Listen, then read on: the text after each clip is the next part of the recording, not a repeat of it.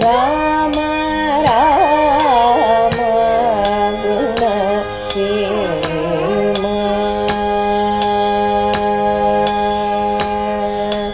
ರಾಮ ರಾಮ ಗುಣ ಸೇಮ.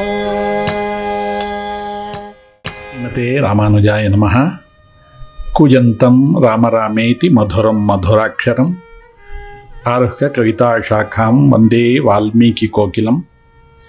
ಜಿಯಾತ್ ದಾಶರಥಿ ರಾಮೋ ಘನಶ್ಯಾಮೋ ಧನುರ್ಧರಃ ಹನುಮತ್ಸೇವಿತಾಂಘ್ರಿಶ್ರೀ ಸೀತೆಯಾ ಲಕ್ಷ್ಮಣೇನ ಚ ತಸ್ಮೈ ರಾಮಾನುಜಾರ್ಯಾಯ ನಮಃ ಪರಮಯೋಗಿನೇ ಯಶ್ರುತಿ ಸ್ಮೃತಿಸೂತ್ರಾಣಾಂ ಅಂತರ್ಜರಮಶೀಷಮತ್. ತಾಟಕೆಯ ವಧ ಆಯಿತು. ಆ ವನವೆಲ್ಲ ಕತ್ತಲಿಂದ ಬೆಳಕಿಂಡೆಗೆ ಬಂತು. ಈ ರಾಕ್ಷಸಿಯ ಸಂಹಾರ ಆದಮೇಲೆ ಇಂದ್ರಾದಿ ದೇವತೆಗಳೆಲ್ಲ ಸಂತೋಷಪಟ್ಟರು. ರಾಮಾವತಾರ ಆಗಿದ್ದು ದುಷ್ಟರನ್ನು ಸಂಹರಿಸೋದಕ್ಕೋಸ್ಕರ. ಇಂದ್ರಾದಿ ದೇವತೆಗಳೆಲ್ಲ ಬಂದರು. ವಿಶ್ವಾಮಿತ್ರ ಹತ್ರಕ್ಕೆ ಬಂದರು. ವಿಶ್ವಾಮಿತ್ರರಿಗೆ ಹೇಳ್ತಾರೆ, ಹಿಂದೆ ವೃಷಾಶ್ವನಲ್ಲಿ ಹುಟ್ಟಿದಂತಹ ಅಸ್ತ್ರಗಳು, ಅಪೂರ್ವವಾದಂಥ ಅಸ್ತ್ರಗಳು, ಅದನ್ನೆಲ್ಲದನ್ನು ಶ್ರೀರಾಮನಿಗೆ ನೀವು ಉಪದೇಶ ಮಾಡಿ ಅಂತ ಹೇಳಿದ್ರು. ವಿಶ್ವಾಮಿತ್ರರು ಹಾಗೆ ಆಗಲಿ ಅಂತ ಹೇಳಿದ್ರು.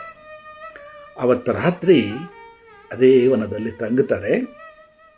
ನಾನು ಹಿಂದೆ ಹೇಳಿದೆ, ಪ್ರಭು ರಾಮಚಂದ್ರ ನಡೆದಾಡಿದಂಥ ದಾರಿ, ಅವನು ಮಲಗಿದಂತಹ ಜಾಗ, ಎಚ್ಚರವಾಗಿ ಓಡಾಡಿದಂಥ ಸ್ಥಳಗಳು ಎಲ್ಲವೂ ಪವಿತ್ರತಮಾಗುತ್ತೆ. ರಾಮನ ನಡೆದ ದಾರಿಯೇ ರಾಮಾಯಣ ಆಯಿತು. ಅವತ್ತು ರಾತ್ರಿ ಅಲ್ಲೇ ಸುಖವಾಗಿ ನಿದ್ರಿಸ್ತಾರೆ. ಬೆಳಗ್ಗೆ ಎದ್ದ ಮೇಲೆ ಅವರ ಎಂದಿನ ಸ್ನಾನಾನುಷ್ಠಾನಗಳನ್ನೆಲ್ಲ ಪೂರೈಸಿ ಮುಂದಕ್ಕೆ ಹೊರಡ್ತಾರೆ. ಆವಾಗ ರಾಮನನ್ನು ಕುರಿತು ವಿಶ್ವಾಮಿತ್ರ ಹೇಳ್ತಾರೆ, ರಾಮ, ನನಗೆ ಈಗ ಬಹಳ ಸಂತೋಷ ಆಗಿಬಿಟ್ಟಿದೆ. ನಿನಗೆ ಎಲ್ಲ ರೀತಿಯ ಮಂಗಳ ಆಗಲಿ. ನಾನು ಇವಾಗ ನಿನಗೆ ಅನೇಕ ಅಪೂರ್ವವಾದಂತಹ ಮಂತ್ರಗಳನ್ನೆಲ್ಲ ಉಪದೇಶ ಮಾಡ್ತೀನಿ. ಅಷ್ಟೇ ಅಲ್ಲ, ಇಂದ್ರಾದಿ ದೇವತೆಗಳೆಲ್ಲ ನನಗೆ ಹೇಳಿದ್ದಾರೆ, ಸಮಸ್ತ ಅಸ್ತ್ರಗಳನ್ನು ನಾನು ನಿಮಗೆ ಧಾರೆ ಇರ್ತೀನಿ ಅಂತ ಹೇಳಿದರು. ಈ ಅಸ್ತ್ರಗಳ ಹೆಸರು ಬಹಳ ಅಪೂರ್ವವಾಗಿದೆ, ಕೇಳಲಿಕ್ಕೆ ತುಂಬ ಚೆನ್ನಾಗಿದೆ. ನೀವೆಲ್ಲ ಕೇಳಬೇಕಿದನ್ನು. ಯಾಕೆಂದರೆ ಶ್ರೀಮದ್ ರಾಮಾಯಣದ ಮೂಲ ರಾಮಾಯಣದಲ್ಲಿ, ವಾಲ್ಮೀಕಿ ರಾಮಾಯಣದಲ್ಲಿ ಈ ಎಲ್ಲ ಅಸ್ತ್ರಗಳ ಹೆಸರು ಬರುತ್ತೆ.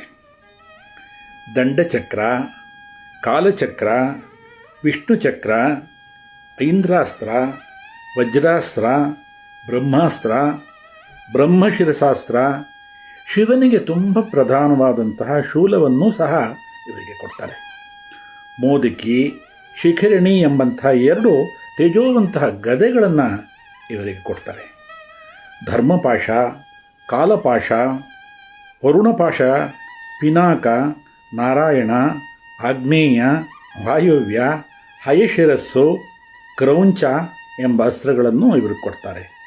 ಕಂಕಾಳ, ಮುಸಲ, ಕಾಪಾಲ, ಕಂಕಣ ಎಂಬ ರಾಕ್ಷಸರು ಬಳಸುವ ಅಸ್ತ್ರಗಳನ್ನು, ಗಂಧರ್ವರಿಗೆ ಪ್ರಿಯವಾದಂತಹ ಮಾನವಾಸ್ತ್ರವನ್ನು, ನಿದ್ರೆ ತರುವಂತಹ ಅಸ್ತ್ರವನ್ನು, ಶಾಂತಿ ಹುಟ್ಟಿಸುವಂತಹ ಪ್ರಶಮಾಸ್ತ್ರವನ್ನು, ಸೂರ್ಯನಿಗೆ ತುಂಬ ಪ್ರಿಯವಾದಂತಹ ಸೌರಾಷ್ಟ್ರವನ್ನು ಇವರಿಗೆ ಕೊಡ್ತಾರೆ. ಅಷ್ಟೇ ಅಲ್ಲ, ಮನ್ಮಥನಿಗೆ ತುಂಬ ಪ್ರಿಯವಾದಂತಹ ದರ್ಪಣ, ಶೋಷಣ, ಸಂತಾಪನ, ವಿಲಾಪನ ಮುಂತಾದ ಅಸ್ತ್ರಗಳನ್ನೆಲ್ಲ ಇವರಿಗೆ ಕೊಡ್ತಾರೆ.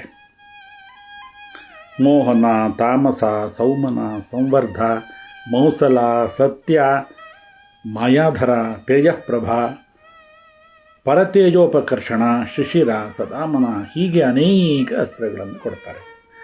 ಅಸ್ತ್ರಗಳನ್ನು ಕೊಡೋದು ಅಂದರೆ ಇವೆಲ್ಲದರ ಮೂಲ ಮಂತ್ರವನ್ನು ವಿಶ್ವಾಮಿತ್ರರು ರಾಮನಿಗೆ ಉಪದೇಶ ಮಾಡ್ತಾರೆ.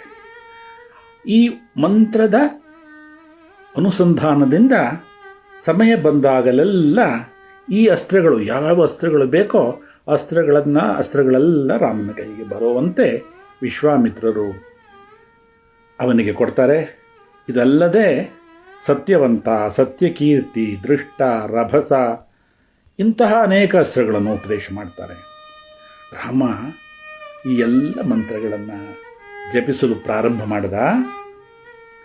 ಹೌದು, ಒಂದೊಂದು ಮಂತ್ರವನ್ನು ಜಪಿಸುತ್ತಿದ್ದಾಗಲೆಲ್ಲ ಆಯಾ ಮಂತ್ರದ ಅಧಿದೇವತೆಗಳು ತಾನಾಗಿ ರಾಮನಲ್ಲಿ ಬಂದು ಕೈಕಟ್ಟಿ ನಿಂತು ಏನಾಗಬೇಕು ಪ್ರಭು ಅಂತ ಕೇಳ್ತಾ ಇತ್ತು. ಆಗ ರಾಮ ಹೇಳ್ತಾ ಇದ್ದ, ಸಮಯ ಬಂದಾಗ ನಿಮ್ಮನ್ನು ನಾನು ಕರಿತೀನಿ, ಈಗ ನೀವು ಹೋಗಬಹುದು ಅಂತ ಹೇಳ್ತಾರೆ. ಹೀಗೆ ಎಲ್ಲ ಅಸ್ತ್ರಾಭಿಮಾನ ದೇವತೆಗಳೆಲ್ಲ ರಾಮನಿಗೆ ಪ್ರದಕ್ಷಿಣ ನಮಸ್ಕಾರಗಳನ್ನು ಮಾಡಿ ಮತ್ತೆ ಅದರ ಸ್ಥಾನಕ್ಕೆ ಹೋಗುತ್ತೆ. ರಾಮನಿಗೆ ಎಲ್ಲದನ್ನು ಧಾರೆ ಎರೆದ ಮೇಲೆ ವಿಶ್ವಾಮಿತ್ರರು ಬಹಳ ಸಂತೃಪ್ತರಾಗುತ್ತಾರೆ. ಹೀಗೆ ಶ್ರೀರಾಮ ಶುಚಿಯಾಗಿದ್ದು ಆ ಅಸ್ತ್ರಗಳನ್ನೆಲ್ಲ ಪ್ರತಿಗ್ರಹಿಸಿ ಅತ್ಯಂತ ಸಂತೋಷದಿಂದ ಮತ್ತಷ್ಟು ತೇಜೋವಂತನಾಗಿ ಪ್ರಯಾಣವನ್ನು ಮುಂದೆ ಬೆಳೆಸ್ತಾನೆ. ಆಗ ಶ್ರೀರಾಮ ವಿಶ್ವಾಮಿತ್ರರನ್ನು ಕೇಳ್ತಾನೆ, ನಿಮ್ಮ ಅನುಗ್ರಹದಿಂದ ನನಗೆ ಸಮಸ್ತ ಅಸ್ತ್ರಗಳನ್ನೆಲ್ಲ ನೀಡಿದ್ರಿ. ಇದು ಅತ್ಯಂತ ಪ್ರಭಾವಯುತವಾದಂಥ ಅಸ್ತ್ರಗಳು. ಆದರೆ ಈ ಅಸ್ತ್ರಗಳ ಮಂತ್ರಗಳಿಗೆ ಉಪಸಂಹಾರ ಮಂತ್ರವನ್ನು ನನಗೆ ಉಪದೇಶ ಮಾಡಬೇಕು ಅಂತ ಕೇಳ್ಕೊಳ್ತಾನೆ. ಆಗ ವಿಶ್ವಾಮಿತ್ರರು, ನೀನು ಕೇಳಿದ್ದು ಒಳ್ಳೆಯದಾಯಿತು, ನಿನಗೆ ಇವೆಲ್ಲದರ ಉಪಸಂಹಾರ ಮಂತ್ರವನ್ನೂ ಸಹ ನಾನು ಉಪದೇಶ ಮಾಡ್ತೀನಿ, ಕೇಳ್ಕೊ ಅಂಥೇಳಿ ಆತ್ಮವಂತ, ಸತ್ಯಕೀರ್ತಿ, ದೃಷ್ಟ, ರಭಸ, ಪ್ರತಿಹಾರಕರ, ಪರಾಂಗುಖ, ಅವಾಂಗುಖ, ಲಕ್ಷಾಕ್ಷ ಹೀಗೆ ಅನೇಕ ಉಪಸಂಹಾರ ಮಂತ್ರಗಳನ್ನೆಲ್ಲ ರಾಮಚಂದ್ರನಿಗೆ ಉಪದೇಶವನ್ನು ಮಾಡ್ತಾರೆ. ಆಗ ರಾಮ ತುಂಬ ಸಂತೃಪ್ತಿ ಭಾವನೆಯಿಂದ ಮುಂದಕ್ಕೆ ಹೊರಡ್ತಾನೆ. ಮುಂದೆ ಹೋಗ್ತಾ ಇದ್ದಾಗ ಒಂದು ಪರ್ವತದ ಸಮೀಪದಲ್ಲಿ ಒಂದು ಮೇಘದಂತಿರುವ ಗಿಡಗಳ ಸಮೂಹ ಕಾಣುತ್ತೆ. ಅನೇಕ ಮೃಗಗಳು, ನಾನಾ ವಿಧವಾದಂತಹ ಗಾನಗಳು ಅಲ್ಲಿ ಕೇಳಿಸ್ತಾ ಇರುತ್ತೆ.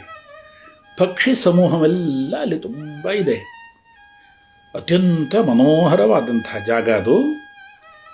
ಆಗ ಬಹಳ ಕುತೂಹಲದಿಂದ ರಾಮ ವಿಶ್ವಾಮಿತ್ರನ ಕೇಳ್ತಾನೆ, ನಾವು ಇದೀಗ ಈ ತಾಟಕಾವನವನ್ನು ದಾಟಿ ಮುಂದಕ್ಕೆ ಬಂದವು. ಇಲ್ಲಿ ಬಂದಿರುವಂಥ ಜಾಗ, ಈ ಪ್ರದೇಶ ಬಹಳ ಸೌಮ್ಯವಾಗಿದೆ, ಬಹಳ ಪ್ರಶಾಂತವಾಗಿದೆ. ನನಗನ್ಸುತ್ತೆ ಇದೊಂದು ಋಷ್ಯಾಶ್ರಮ ಆಗಿರ್ಬೋದು ಅಂತ. ನೀವು ಇದರ ಬಗ್ಗೆ ನನಗೆ ಹೇಳಿ ಅಂತ ಹೇಳ್ತಾರೆ. ನೀವು ನನ್ನನ್ನು ಕರ್ಕೊಂಡು ಬರುವಾಗ ಹೇಳಿದ್ರಲ್ಲ, ನಾನೊಂದು ಕಡೆ ಯಜ್ಞ ಮಾಡ್ತಾ ಇದ್ದೀನಿ, ಈ ಯಜ್ಞದ ಸಂರಕ್ಷಣೆಗೋಸ್ಕರ ನಿಮ್ಮನ್ನೆಲ್ಲ ಕರ್ಕೊಂಡು ಬರ್ತಾ ಇದ್ದೀನಿ ಅಂತ ಹೇಳಿದ್ರಲ್ಲ, ಆ ಯಜ್ಞ ಸ್ಥಳ ಯಾವುದು, ನಾವು ಯಾವಾಗ ಯಜ್ಞ ಸಂರಕ್ಷಣೆಯನ್ನು ಮಾಡಬೇಕು ಅಂತ ನಮಗೆ ಹೇಳಿ ಅಂತ ರಾಮ ವಿಶ್ವಾಮಿತ್ರನ ಕೇಳ್ತಾನೆ. ವಿಶ್ವಾಮಿತ್ರರು ಆಗಲಿ ಅಂತ ಹೇಳಿ ಮುಂದಿನ ಕಥೆಯನ್ನು ಹೇಳ್ತಾರೆ. ನಾಳೆ ಆ ಕಥೆಯನ್ನು ಕೇಳೋಣ. ಲೋಕ ಸಮಸ್ತ ಸುಖಿನೋ ಭವಂತು. ಶ್ರೀಮತೆ ರಾಮಾನುಜಾಯ ನಮಃ.